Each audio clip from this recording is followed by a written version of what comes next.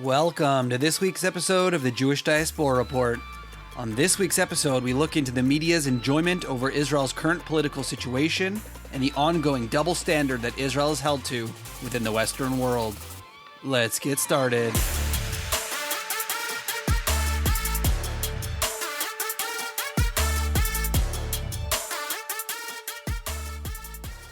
In previous episodes, we've discussed at length the issues found in nearly all mainstream media, most notably the double standards that the Jewish state is somehow held to, but others are not. In somewhat of an interesting turn of events, we have seen a slightly different attack against Israel in the most recent months. These people seem to be taking advantage of the strain on the democratic process in the country of Israel today.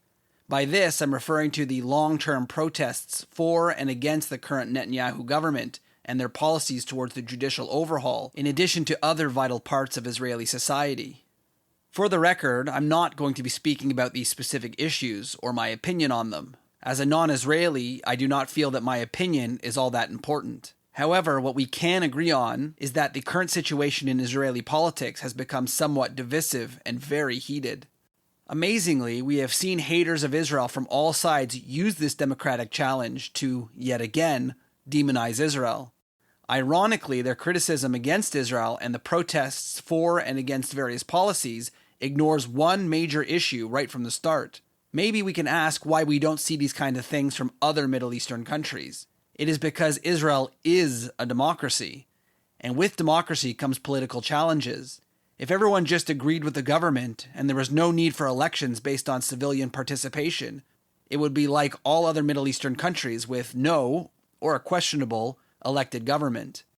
This obvious fact has not stopped many, especially on the left, from calling out Israel for the same political challenges that all other free nations face. But apparently, this political upheaval is only a sign that Israel is a failed state. We will get back to this shortly. This week, on the left-wing mainstream channel MSNBC, we saw host and anchor Ali Velshi put together an entire segment on this very topic.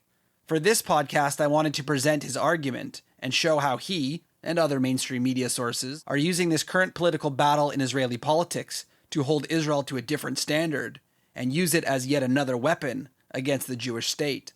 I am sure Mr. Velshi and others do not really care about Israeli politics and policies. They just really want to try and use this and present Israel as some sort of failed and terrible state.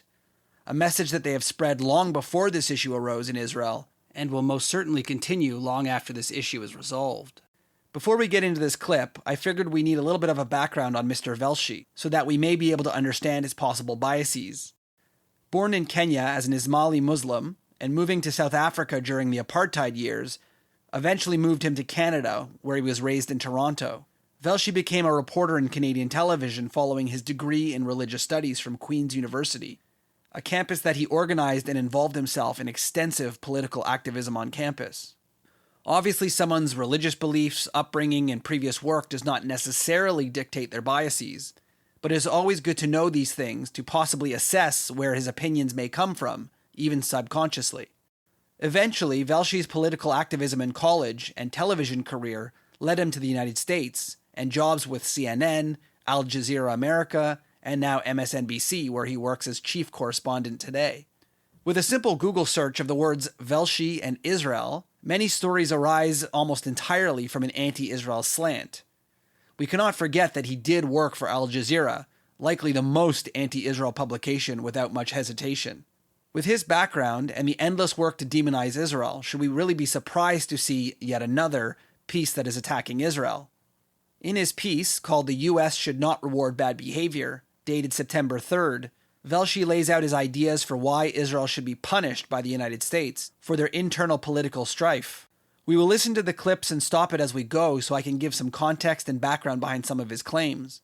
I was hoping to treat this almost like as if someone was in the studio there with him to refute his claims on the spot, rather than giving him the open freedom to spread confused misinformation without any fact-checking or with anyone asking for further explanation. Here's Mr. Velshi on MSNBC. With all that's going on in the world and here in the United States, it's easy to forget that Israel is coming apart at the seams.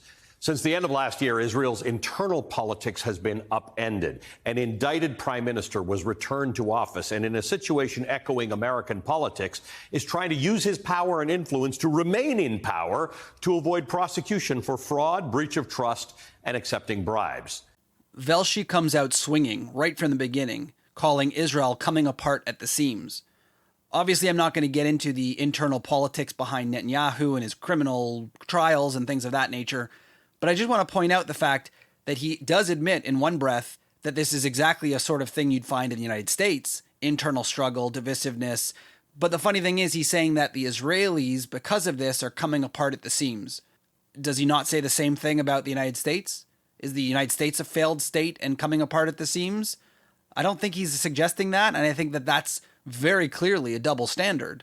Why is it that when Israel has internal conflict, but the United States apparently is totally fine because it's a democratic state, so they, of course, will have conflict, but Israel is held to a different standard? Let's continue. He's even changing Israeli laws for reasons that appear to be entirely self-serving. Now, central to what it's looking like the collapse of Israel's ostensibly democratic system, and I say ostensible because millions of people, Palestinians who live under illegal occupation, are subject to Israeli persecution and prosecution without either its protections or the right to vote. And there you have it. Within the first breath, he of course brings up the apartheid issue and the fact that Palestinian Arabs don't have the right to vote. Clearly this is selective in many ways because Palestinian Arabs who live in Israel do have the right to vote in Israeli elections. What he is referring to, unfortunately, are Palestinian Arabs who do not have Israeli citizenship. That would be like me living in Canada, expecting to be able to vote in an American election. Doesn't happen. I don't live there. And I would love to ask Mr. Velshi if he is referring to the West Bank or Judea and Samaria. Which one is he referring to? Does he think that the people in Area C deserve to vote in an Israeli election? Or people in A, B, and C deserve to have an Israeli say? Because the people in A and B are currently living in what is now considered to be a Palestinian state. So is he expecting people who live in all parts of Judea and Samaria to be able to vote in both the Palestinian elections that never happen and the Israeli elections? I'm assuming for sure he's calling out the fact that Jewish people who live in Area C don't get to vote in Palestinian elections, because that is terrible that they don't get to vote on a Palestinian government. It's funny how they always seem to want it both ways, where it is an independent Palestinian state with its own government, its own elections. However, it's not an official Palestinian state when those people in that government are to be held to account for what is and is not happening in their region. It's independent as long as it's good for the Palestinians, and it's occupied as long as it's not good for the Palestinians. I think they really need to make up their mind here. Is that the once fringe anti-democratic ideological and religious movement secured a stunning victory in parliamentary elections. The former so-called government of national unity had included political parties from the right and the left and had the support of the tiny majority of Israeli Arabs in the Knesset. But it lost in the last elections. Wasn't a big loss, but in Israel's incredibly fragmented political system, it was enough to replace the fragile coalition government. I don't want to spend too much time on this point. What I did want to point out, though, is that he very briefly and very carefully walks past the issue of, oh, by the way, the Israeli Arabs had a say in this government. But let's not talk about that, because that kind of disproves my point of an apartheid state where there are Arabs in the government. I won't be able to go through this entire clip with you. If you want to check it out on MSNBC or their YouTube channel, please do. But I'm going to have to skip ahead because it is a longer clip, and I don't want to bore you guys.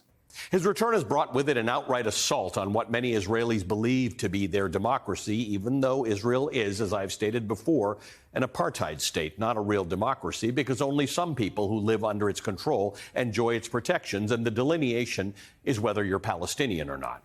What was interesting about this claim of apartheid is that before I actually did research for this podcast, I didn't realize that Velshi actually lived in South Africa at the time of an apartheid.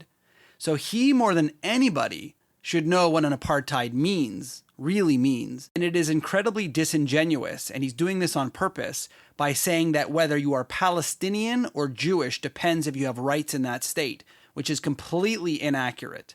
Whether you are a citizen or not is why you have rights. Being Palestinian Arab in Israel gives you rights. You have the right to live in Israel, and you can talk to people like Yosef Haddad and other Palestinian Arabs who live in Israel with citizenship who are praising Israel on a daily basis. If Velshi ever was in a room with someone like Yosef Haddad, I would love to see them debate whether or not Palestinians have rights. If you are not a citizen of a country, you do not get rights because you are not a citizen, just like I wouldn't have rights in the United States and an American wouldn't have rights in Canada. But we love to have double standards where whatever Israel does is wrong, and even though every other country in the world does the exact same thing, they are fine to do it. However, many Israeli citizens either live under the illusion of or legitimately hope for democracy. And Netanyahu has undermined that with a judicial overhaul, which essentially gives politicians, those extreme far-right politicians in his government, full control over Supreme Court appointments. It also allows Parliament to override judicial decisions, subverting one of the sole checks on the government's authority. The question is what Netanyahu and his ultranational government plan to do with their newly unfettered power. Safe to assume they'll use it to target the already vulnerable Palestinian population. Some Middle East experts say the government could use new laws to expand illegal Israeli settlements or even go as far as annexing the West Bank, which is totally controlling it without offering its residents a vote. And at least that would prove the argument that Israel is actually an apartheid state. Whoa. Wait a minute there. You just said a minute ago that Israel is an apartheid state and that Palestinian Arabs do not have the right to vote and they're living under an occupation. So how is it that the judicial reform suggested by the government will then lead to an occupation of the Palestinian people and not give them the right to vote? You cannot have it both ways. On the one hand, you're saying that already is happening, but also that Netanyahu and his changes will make it happen. So either it's not happening now and you know it's not happening now and you're lying, or you are using this judicial reform excuse to try to prove something that isn't happening now, but it might happen in your worst nightmare that you make up. This is completely and utterly a lie, and he just said it right in front of you, and it is unbelievable that this is allowed on television. I'm not going to touch the whole illegal settlement lie. If you want any more information on that, please check out my earlier podcast, What is a Settlement Anyway? And you can get a little bit more information on that. As I said earlier in the podcast, I'm really not going to get into the internal politics of these issues with Netanyahu and the reform and the changes he wants to make. I'm just pointing out how Velshi is using these issues as a weapon against the Israeli state. This summer, though, Netanyahu already approved plans to expedite construction of thousands of new settlements in the occupied territories. Israeli settlements in the West Bank are deemed illegal under international law, a finding that is notably ignored by both Israel and its greatest military and financial supporter, the United States. As I said, listen to my earlier podcast on what settlements are. Many of these settlements are actually based on Jewish-owned land that is going to be negotiated as part of a Jewish state, according to the Oslo Accords, which unfortunately have been completely ignored at this point. But nonetheless, they are building in the land that was given to them by the Palestinian Authority. So how are these settlements on occupied land if, according to the Oslo Accords, the Palestinian people agreed to give that land to an eventual Israeli state? Brutal settler attacks on Palestinian villagers have increased, and the additional Israeli military forces that have been sent into the West Bank by Netanyahu are known to turn a blind eye and sometimes even join in on the deadly wave of violence that has now lasted for more than a year and that has reached levels not seen in 2 decades.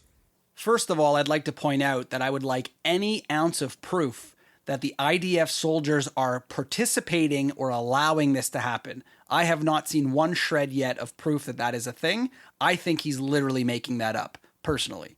But what I do want to call out is the fact that he suggested there were brutal attacks by Israeli settlers on Palestinians. Unfortunately, we did see some instances of retribution. I've called it out on my podcast. Israel has called it out. Almost everyone that I know has called it out. It is wrong to do, and we've said that. What he is leaving out very, very clearly is the fact that the rise is not only against Palestinians, unfortunately, it is Palestinian anger and frustration and murder against Israelis that is at an all-time high. he leaves out clearly the fact that it's retribution for something. For the murder of innocent mothers and children and sons and brothers, settlers, not soldiers. The retribution and the soldiers that are at a heightened level right now is because of the actions of Palestinian terrorists, which are on the rise. That is not to say Palestinian people or Palestinian Arabs. These are people who are willing to go out and stab or shoot or kill an Israeli woman with her daughter was murdered.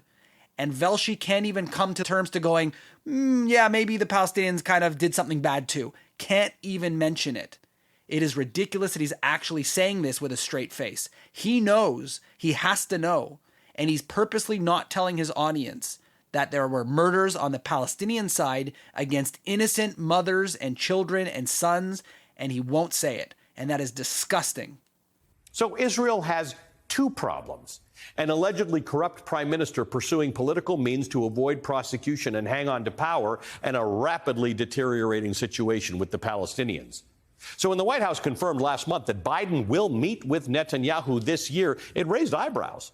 The U.S. and Israel are allies. America often calls itself Israel's best friend, and U.S. taxpayer funding of Israel makes that claim largely true. But the United States should not be rewarding bad behavior, and a photo op is just that.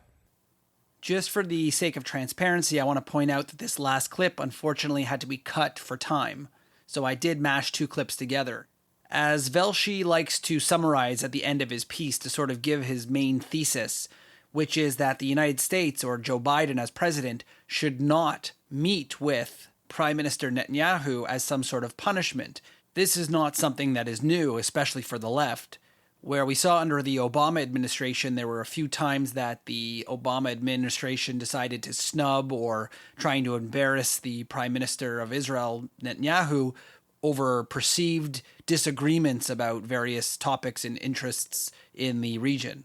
One thing that I'll say, personally speaking, is that these White House meetings and snubs and, the way it has to look in order to show negative or positive towards one country or another, I think is a little bit ridiculous, especially when we look at the people who go and see the president and go to the White House that are dictators or autocrats or have human rights abuses, and yet they get their photo op and their handshake and their picture in the Oval Office. Yet Israel, for some reason, is being held to a different standard here, where you might disagree with their government, which is fair for anybody to say or do. However, suggesting that Israel, of all countries, doesn't deserve a meeting, or that Netanyahu is worse than Mohammed bin Salman. And when Joe Biden in 2022 stood and had a photo op shaking hands with Mahmoud Abbas, the head of the Palestinian Authority, a man who has refused to hold elections for many, many years, it wouldn't be that much of a stretch to suggest that Mahmoud Abbas is arguably worse for the Palestinian people than Benjamin Netanyahu, and yet he gets a White House meeting. In the end, I really don't think that Ali Velshi or MSNBC really cares about the internal politics of Israel. What I do think is that they are taking this opportunity in order to slander Israel and use this as a reason to prove what they had already said for many years, which is that Israel is a terrible place, an apartheid state that mistreats Palestinian Arabs, all of which can be easily disproven if they only showed the real facts on their show. When I watch this, knowing what I know about the situation, I obviously can make these arguments. What really frustrates me is how many people are probably watching this that don't know any better, and with the information that is not being told to them, I am not at all surprised that they don't understand what's going on and have a negative view towards Israel. When you leave out half the story, or possibly even more than half the story, it's not a surprise that people will hate Israel based on this misinformation. And MSNBC, and especially Ali Velshi, needs to do a better job of making sure to tell the entire story, to allow everybody to make their own decision, rather than hiding the facts that they know will lead people to support Israel more than the Palestinians and the Palestinian Authority. If Ali Velshi and MSNBC, along with other left-wing media, is not afraid of the truth, then why are they trying to hide it so much? Why do they feel that they need to hide it from their viewers? Or else they might make their viewers, God forbid, pro-Israel. This has been another episode of the Jewish Diaspora Report. Don't forget to check us out on social media at jdr.podcast and check out some of our other episodes on your favorite podcast source. We'll see you next time.